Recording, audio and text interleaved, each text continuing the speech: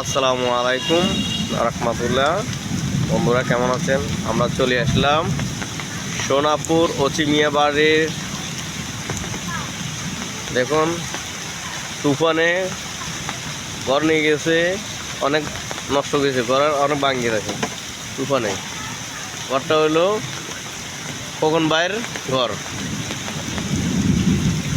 সোনাপুর ওচিমিয়া বাড়ির খোকন ভাইয়ের ঘর। দেখেন বাতাসে তুফানে ঘর নিয়ে গেছে অনেক।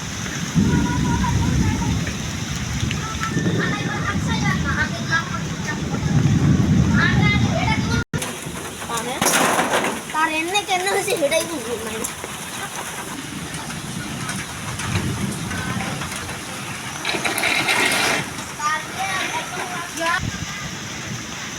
কিছুক্ষণ আঘাত দিয়ে তুফানে ঘরটার কী এক পরিস্থিতি করেছে দেখুন।